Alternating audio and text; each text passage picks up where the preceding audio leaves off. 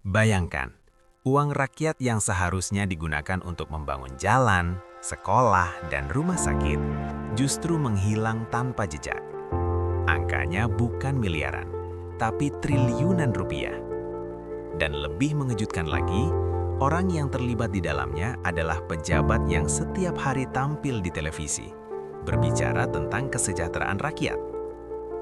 Selamat datang di kisah salah satu kasus korupsi terbesar yang pernah mengguncang Indonesia.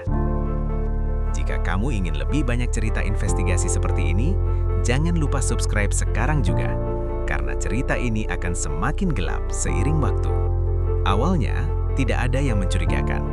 Sebuah proyek pembangunan infrastruktur nasional diluncurkan dengan penuh perayaan. Pemerintah mengumumkan proyek besar bernilai puluhan triliun rupiah untuk membangun jalan raya baru yang akan menghubungkan berbagai wilayah penting di Indonesia. Proyek ini disebut sebagai proyek masa depan. Banyak pejabat tinggi hadir saat peresmian. Kamera media berkilat, pidato penuh optimisme disampaikan, dan masyarakat percaya bahwa pembangunan besar sedang dimulai. Namun di balik panggung megah itu, ada sesuatu yang tidak terlihat oleh publik. Beberapa bulan setelah proyek berjalan, seorang auditor internal menemukan sesuatu yang aneh dalam laporan keuangan. Angka-angka tidak cocok. Dana yang seharusnya digunakan untuk pembelian material ternyata jauh lebih besar dari harga pasar. Selisihnya bukan sedikit, bahkan mencapai ratusan miliar rupiah. Awalnya auditor itu mengira hanya kesalahan administrasi. Namun setelah ditelusuri lebih dalam, pola yang sama terus muncul. Kontrak proyek diberikan kepada perusahaan tertentu yang ternyata memiliki hubungan dengan beberapa pejabat. Harga material dinaikkan berkali-kali lipat, dan sebagian dana dialihkan melalui berbagai rekening perusahaan lain.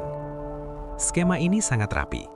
Uang bergerak dari satu perusahaan ke perusahaan lain, kemudian masuk ke rekening pribadi melalui transaksi yang terlihat legal. Selama bertahun-tahun, tidak ada yang menyadari pola ini. Sampai akhirnya laporan audit tersebut sampai ke lembaga anti korupsi. Di Indonesia, lembaga yang sering menjadi garda terdepan dalam pemberantasan korupsi adalah Komisi Pemberantasan Korupsi atau KPK. Banyak kasus besar terungkap melalui penyelidikan mereka, termasuk kasus yang satu ini. Begitu laporan diterima, tim penyelidik mulai bekerja secara diam-diam. Mereka mempelajari dokumen kontrak, laporan keuangan, dan aliran dana. Semakin dalam mereka menggali, semakin besar pula skandal yang ditemukan. Uang proyek tidak hanya mengalir ke satu orang, melainkan ke jaringan yang sangat luas. Beberapa pejabat kementerian, beberapa anggota legislatif, dan beberapa pengusaha besar yang menjadi kontraktor proyek. Jumlah total uang yang diduga diselewengkan sangat mengejutkan. Lebih dari 3 triliun rupiah. Angka yang sulit dibayangkan. Untuk membuktikan semuanya, penyelidik harus mengumpulkan bukti yang sangat kuat. Penyadapan dilakukan, pertemuan rahasia diawasi, dan transaksi keuangan ditelusuri satu persatu. Beberapa bulan kemudian, titik terang mulai muncul. Salah satu pengusaha yang terlibat mulai merasa tertekan. Ia mengetahui bahwa penyelidikan semakin dekat. Akhirnya ia memutuskan untuk bekerja sama dengan penyidik. Dari sinilah cerita besar mulai terbuka. Ia mengungkap bahwa sejak awal, proyek dirancang bukan hanya untuk pembangunan, tetapi juga untuk pembagian keuntungan di antara kelompok tertentu. Setiap kontrak sudah diatur, setiap proyek sudah dibagi, dan setiap pejabat memiliki jatah masing-masing. Pengakuan itu menjadi bukti penting.